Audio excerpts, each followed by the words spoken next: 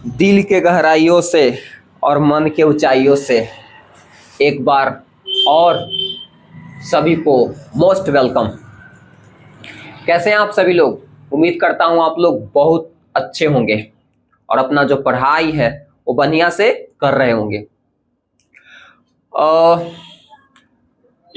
जो मेरा first class था, उम्मीद करता हूं कि आप लोग बहुत बढ़िया से देखे होंगे और बढ़िया से समझ में भी आया होगा। और एक बात और, जो स्टूडेंट्स डायरेक्ट इस वीडियो पर आए हैं तो उनसे रिक्वेस्ट है कि आप जो मेरा जो फर्स्ट वीडियो है जो पर्सन वाला वो देखिए, ताकि आपको ये वीडियो बढ़िया से समझ में आए।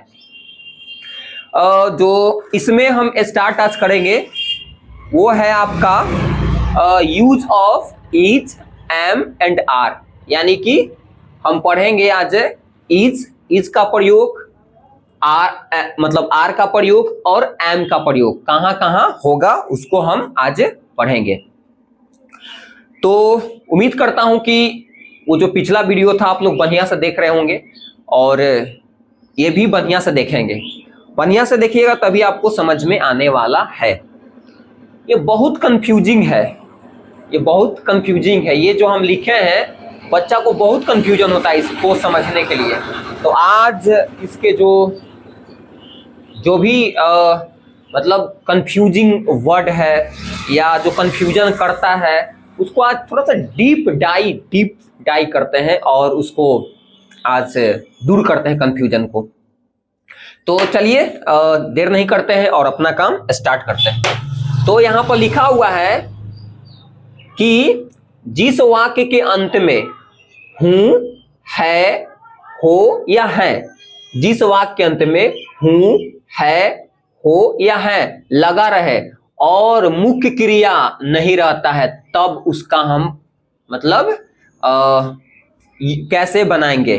जब मतलब यानी कि जो वाक्य है, वाक्य कहने का मतलब क्या होता है? वाक्य कहने का मतलब होता है कि जो आप लोग जो भी मतलब बोलते हैं ना कि राम आम खाता है, वह दौड़ता है, वह दिल्ली जाता है, माँ खाना बनाती है। तो जितना ये सब जो हम वर्ड बोल रहे हैं, जो भी हम चीजें ये सब बोल रहे हैं, है ना, ये सब क्या है? इसी को तो वाक्य बोलेंगे, इसी को तो क्या बोलेंगे? वाक्य कहेंगे। समझे? अंग्रेजी में वाक्य को क्या बोलते हैं? सेंटेंस। क्या बोलते हैं? सेंटेंस। ये सब वाक्य है। तो हम उस वाक्य को आज ट्रांसलेशन बनाने के लिए सीखेंगे जिसमें मेन वर्ब नहीं रहेगा लेकिन लास्ट में है, हूं, हो रहेगा। फिर से एक बार सुनिए, हम उस वाक्य को आज ट्रांसलेशन बनाने के लिए सीखेंगे जिसमें मेन वर्ब नहीं रहेगा, मेन वर्ब नहीं रहेगा लेकिन मेन वर्ब नहीं रहेगा लेकिन लास्ट में उसके है, हूं, हो या है लगा रहेगा। उसको आज हम ट्रांसलेशन बनाने के लिए सीखेंगे। अब मेन वर्ब ये क्या है या वर्ब, मेन वर्ब या वर्ब क्या है ये समझते हैं। वर्ब या मेन वर्ब के मतलब होता है काम। वर्ब या मेन वर्ब के मतलब क्या होता है? काम। वर्ब बोलिए चाहे मेन वर्ब बोलिए, बात बराबर है। मेन वर्ब बोलिए, मेन वर्ब बोलिए चाहे वर्ब बोलिए, बात बराबर है। इसके वर्ब के हिंदी क्या होता है? क्रिया। क्या होता है? क्रिया। और मेन वर्ब का हिंदी क्या होता है? मुख्य क्रिया। क्या होता है? मुख्य क्रिया। यानी कि मेन वर्ब मतलब होता है मुख्य क्रिया और केवल वर्ब बोलेंगे तो उसके मतलब होता है क्रिया। तो दोनों का मतलब एक ही है, मेन वर्ब बोलिए चाहे वर्ब बोलिए। आखिर ये वर्ब क्या है? तो वर्ब या क्रिया का मतलब होता है कोई काम करने से, इसका मतलब है कोई काम होना। कोई काम होगा ना तो बोलेंगे उसमें वर्ब है, उसमें क्या है? वर्ब है। कोई काम होने से यहां पर बात होगा। क्या होगा?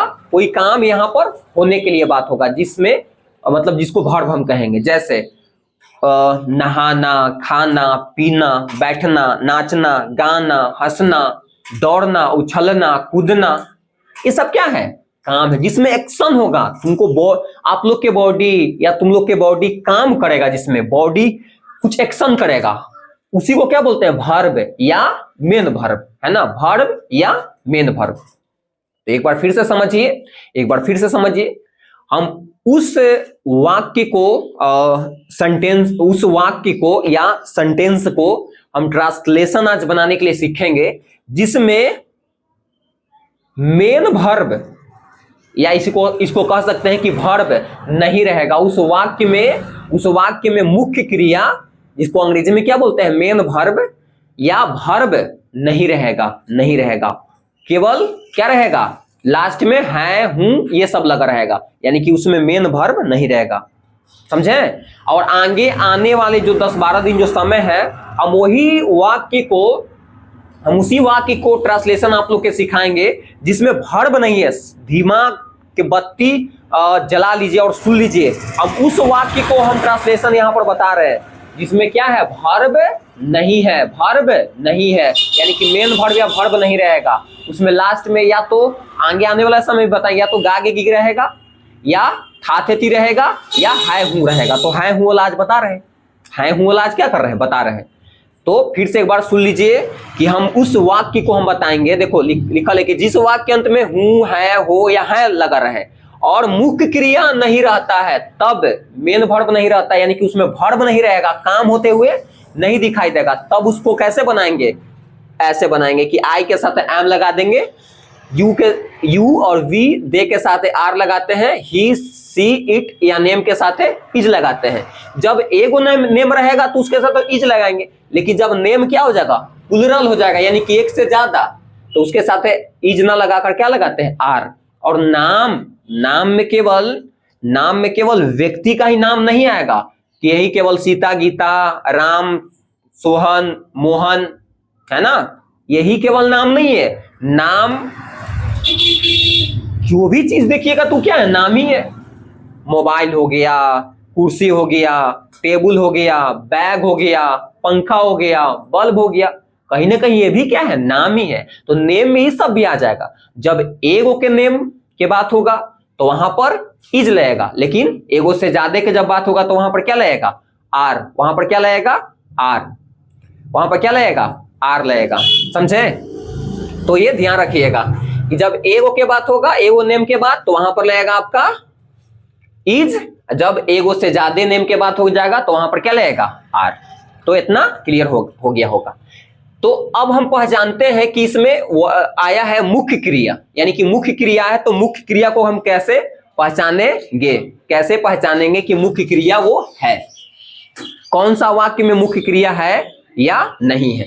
जैसे तो देखते हैं कि इसमें कौन में मुख्य क्रिया है या नहीं। तो इसमें कुछ पहचानने के लिए हम दिए हैं कि कौन में मेन वर्ब है या वर्ब, मेन वर्ब या वर्ब, बात बराबर है। देखिए, तो वह गरीब है, तो वह गरीब है, इसमें वर्ब है, इसमें काम हो रहा है क्या, ध्यान से देखिए, इसमें काम हो रहा है। तो इसमें आप देखिएगा कि काम नहीं हो रहा है, यानी कि गरीब कोई काम है क्या, गरीब कोई काम नहीं है, तो इसलिए हम इसको बोलेंगे इसमें मेन वर्ब नहीं है, या इसमें वर्ब नहीं है। उछलना, कूदना, नाचना, गाना, खाना, पीना, उठना, फोड़ना, तोड़ना, हंसना, है ना, ये सब रहता, तो ये सब वर्ब है ना, ये सब काम हो रहा है। वर्ब के मतलब क्या होता है, काम होना, एक्शन, क्या होना, काम होना, एक्शन होना। तो ये तो गरीब कोई काम थोड़े है, सोचिए, गरीब कोई काम है नहीं, इसलिए गरीब को हम मतलब ये जो वाक्य है इसमें मेन वर्ब नहीं है, यानी कि वह गरीब है, इसमें मेन वर्ब नहीं है, नहीं। राम और श्यामू तेज है, तेज, इंटेलिजेंट, तेज, कोई तेज है बच्चा, तो थोड़े वर्ब है, वर्ब वो नहीं है। इसमें वर्ब है क्या, काम हो रहा है क्या, नहीं। तेज दौड़ते रह, दौड़ना, तेज दौड़ना वर्ब है, लेकिन तेज वर्ब नहीं है, समझे? इसमें वर्ब या मेन वर्ब इसमें भी नहीं है, इस वाक्य में भी मेन वर्ब नहीं है। उसी प्रकार यहां पर आगे बढ़िए, आप लोग दौड़ते हैं, हाँ, यहां पर इस वाक्य में मेन वर्ब है या वर्ब है, मेन वर्ब या वर्ब है। जैसे देखिए यहां पर क्या है, आ गया ना, दौड़ना, तो दौड़ना क्या है, वर्ब है ना, दौड़ना काम है। वर्ब किसको बोलते हैं, जो काम, जिसमें एक्शन हो रहा है, तो ये दौड़ना जिसमें एक्शन होगा बॉडी का, इसमें है मेन वर्ब, यहां पर है मेन वर्ब, इसमें है ना मेन वर्ब, वर्ब बोलिए मेन वर्ब, बार रिपीट इसलिए कर रहे हैं कि आप लोग के समझ में आ जाए, इसमें है मेन वर्ब है। उसी प्रकार वह हंसता है। जी, हंसना क्या है? वर्ब है। हंसो, बॉडी काम करेगा आपको, है ना। तो जिसमें काम कुछ होगा तो उसमें तो वर्ब है। तो कहीं ना कहीं हंसना क्या है? वर्ब है। तो इसमें भी मेन वर्ब है या वर्ब है? पानी पीना, पीना, कोई चीज पियोगे तो तुमको बॉडी काम करेगा कि नहीं? तो इसमें भी वर्ब है, यानी कि वर्ब बोलिए चाहे मेन वर्ब, इसमें वर्ब है। मैं उदास हूं, मैं उदास हूं, सैड, उदास हूं। तो इसमें कहां काम हो रहा है? इसमें कोई काम नहीं हो रहा है, इसमें कोई काम नहीं हो रहा है। तो जिसमें काम नहीं हो रहा है तो इसको क्या बोलेंगे? इसमें वर्ब है क्या? मेन वर्ब नहीं है। इस वाक्य में मेन वर्ब है नहीं। मैं उदास हूं, इसमें भी मेन वर्ब नहीं है, कोई काम हो रहा है इसमें नहीं। वह खाना खाता है, हाँ, खाना खाता है। खाना खाना क्या वर्ब है? जब खाओगे तो बॉडी काम करेगा, एक्टिविटी करेगा। खाना खाना क्या है? वर्ब है, इसमें वर्ब है। तो इसमें हम कहेंगे कि मेन वर्ब इसमें है। मैं खुश हूं, मैं खुश हूं। तो खुश होना, खुश हूं, ये वर्ब नहीं है। खुश होना ये वर्ब नहीं है। खुश है, कोई खुश है। अभी नहीं आप सोच ली कि हंस हंस के खुश है, आप श्योर नहीं है, लेकिन खुश है, एक अवस्था है, कंडीशन बता रही है खुश है। इसमें भी काम नहीं हो रहा है। तो कह सकते हैं कि इस वाक्य में भी कहीं ना कहीं मेन वर्ब नहीं है। क्या है? मेन वर्ब नहीं है। इसमें भी मेन वर्ब नहीं है। मेन वर्ब जो बोलिए चाहे वर्ब, बात बराबर है। वह खेलता है, हाँ, खेलना वर्ब है, खेलना वर्ब है। खेलिएगा तो काम करेगा ना बॉडी। तो इसमें तो खेल कूद है, ये कहीं ना कहीं क्या है? वर्ब है, यानी कि मेन वर्ब इसमें है। आप लोग ईमानदार हो, ईमानदार, ईमानदार हो, इसमें मेन वर्ब है क्या या वर्ब है? नहीं है, क्योंकि इसमें कोई काम नहीं हो रहा है। इसमें कोई एक्शन, ईमानदार, बताओ इसमें कहां कोई काम हो रहा है? एक अवस्था बता रहा है, कंडीशन बता रहा है कि ईमानदार है, इसमें कोई काम नहीं हो रहा है। तो इसमें भी यानी कि मेन वर्ब नहीं है।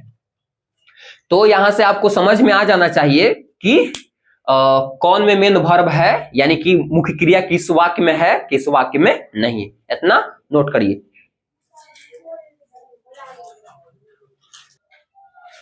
उम्मीद करता हूं कि इतना आप लोग के समझ में आ गया होगा। तो मेरा मेन क्रक्स है इतना बताने का कि हम यही बताए हैं, मतलब जो मेरा बताने का मतलब है कि उस वाक्य को हम इसमें ट्रांसलेशन सिखा रहे हैं आप लोगों को, मतलब आज सिखाएंगे जिसमें वर्ब नहीं रहेगा। क्या नहीं रहेगा? वर्ब। क्या नहीं रहेगा? वर्ब या मेन वर्ब नहीं रहेगा। लास्ट में है, हूं, है, ये सब रहेगा, लेकिन वर्ब या मेन वर्ब नहीं रहेगा। उसी प्रकार आगे नेक्स्ट क्लास में बताएंगे, जब लास्ट में था थे तीर लगा रहेगा, था थे तीर रहेगा, लेकिन उसमें भी कहीं ना कहीं उस वाक्य में भी वर्ब या मेन वर्ब नहीं रहेगा, है ना। वर्ब या मेन वर्ब का मतलब एक ही है, वर्ब या मेन वर्ब के मतलब एक ही है। फिर उसके बाद हम फिर आगे पढ़ाएंगे तीसरा चौथा वीडियो में कि उसमें देखिएगा कि उसमें भी गागेगी रहेगा, गागेगी रहेगा, लेकिन उसमें भी कहीं ना कहीं वर्ब नहीं रहेगा, उसमें भी वर्ब नहीं रहेगा। यानी कि हम उस वाक्य को बता रहे हैं जिसमें वर्ब नहीं है, जिसमें वर्ब नहीं है। हमारे यहाँ स्टूडेंट आकर बैठ गए इसलिए हंसी बढ़ रहा है। तो समझे? तो हम किस वाक्य यहाँ पर बताने का कोशिश करेंगे जिसमें वर्ब नहीं है, जिसमें वर्ब नहीं है उसको हम बताना चाह रहे हैं। हाँ, लास्ट में है हूं रहेगा। फिर नेक्स्ट क्लास में बताएंगे कि गागेगी हो सकता है, थातती हो सकता है, लेकिन उसमें भी वर्ब नहीं रहेगा कुछ दिन तक, यानी कि 10 दिन तक या जो भी क्लास चलेगा मेरा। तो ऐसा वाक्य को हम बताएंगे जिसमें वर्ब नहीं है। समझे? क्लियर हो गया होगा। चलिए, तो आखिर ये जो है आपका, तो लिखल जो है समझाते हैं, ये लिखवा दिए आपको कि जिस वाक्य के अंत में हूं, है, हो या है लगा हो, लेकिन मुख्य क्रिया यानी कि मेन वर्ब या वर्ब नहीं रहता है, तब उसको कैसे बनाते हैं? आई के साथ एम लगाएंगे, यू वी के साथ आर लगाएंगे, फिर उसके बाद ही, सी, इट या नेम के साथ इज लगाएंगे, और फिर नेम, नेम मतलब केवल व्यक्ति का नेम नहीं हो सकता है, नेम मतलब कुछ भी, बेंच, कुर्सी, टेबल, मोबाइल, ये सब हो सकता है। अगर एक नेम आएगा तो उसके साथ इज लगाएंगे। जब नेम प्लुरल रहेगा यानी कि एक से ज्यादा, तो उसके साथ क्या लगाएंगे? आर का यूज करते हैं। कुछ एग्जाम्पल से यहां पर समझाते हैं। अच्छा, एक बात और इसको बताने से पहले, बनाने का जैसे आखिर ये जो है आपका ये जो मतलब लिखल है कि है, हूं या हो, ये सब का इसी के चलते आ रहा है क्या, इसी के चलते आ जा रहा है इज, एम और आर। इसका ही चलते क्या आ रहा है, इज, एम एंड आर। अगर यहां पर बदल के लास्ट में था थी हो जाता ना, तो था थे के चलते आएगा, था थी जिस लगा रहता ना, तो आता वाज और वेयर, जो आगे बताएंगे हम। फिर अगर लास्ट में गा के गिर लगा रहता तो उसमें आता शैल और विल, शैल भी और विल भी आता। समझे, क्लियर हो गया होगा। तो उसमें भी आगे भी जब बताएंगे ना कि था थे रहेगा, तो उस मतलब अभी जितना हम 10-12 वीडियो बनाएंगे तो उसमें केवल रहेगा आपको कि उस वाक्य को हम बताएंगे जिसमें क्या है, जिसमें आपका वर्ब नहीं है, यानी कि मेन वर्ब नहीं है, केवल लास्ट में रहेगा था थे थी, गा गे गी रहेगा, है हूं रहेगा। तो आप है हूं वाला आज बता रहे हैं, फिर उसके बाद आगे आएगा तो था थे थी वाला बताएंगे। था थे थी वाला में इसके जगह पर था थे की जगह पर क्या लगेगा, वाज वेयर लगेगा। फिर गा गी रहेगा तो वहां पर क्या लगेगा, शैल बी और विल भी लगेगा वहां पर, जब गा गे गी वाला रहेगा। उसमें भी हम अभी बताएंगे कि वर्ब नहीं रहेगा। आगे जो भी वीडियो बनेगा 10-12 को, उसमें वर्ब वाला नहीं बताएंगे। वर्ब वाला किस में बताएंगे, इसमें काम होगा वो किस में बताएंगे, तो टेंस जब पढ़ाएंगे ना तो टेंस में बताया जाएगा। तो बिना वर्ब वाला सीख लीजिए और फिर वर्ब वाला सीख लीजिए जिसमें काम हो रहा है, फिर आपका काम खत्म।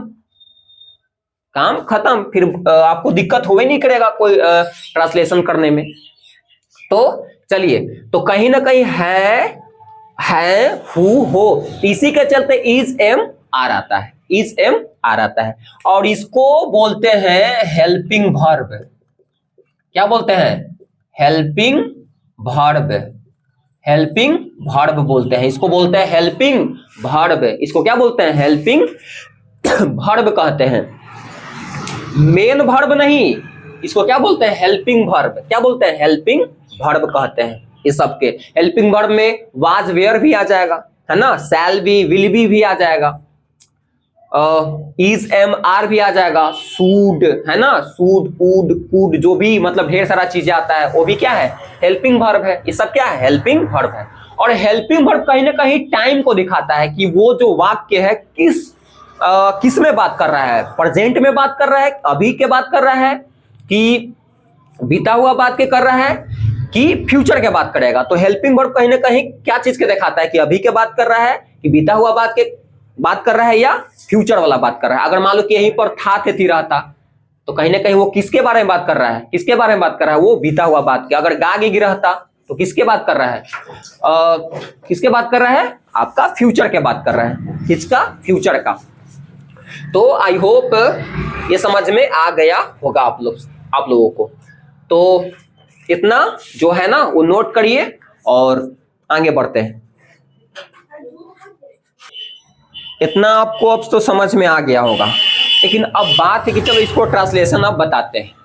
लेकिन ट्रांसलेशन बनाने का एक फॉर्मूला है। कोई भी जो सेंटेंस का जब ट्रांसलेशन बनाते हैं, ट्रांसलेट उसको करते हैं, तो उसको एक फॉर्मूला फॉलो करते पड़ता है। क्या करे पड़ता है, फॉर्मूला।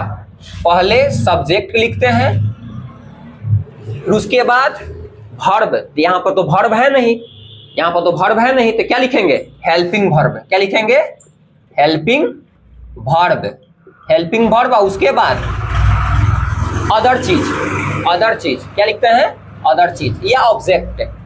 ऑब्जेक्ट भी लिख सकते हैं या अदर जो भी अदर चीज रहेगा, अदर थिंग भी लिख सकते हैं, अदर थिंग। सुनिए ध्यान से, इधर ध्यान दीजिए। यहां पर तो हेल्पिंग वर्ब भी लिखेंगे। ऐसे तो होता है, इसका मेन तो यही होता है, सब्जेक्ट, वर्ब, ऑब्जेक्ट, ये होता है।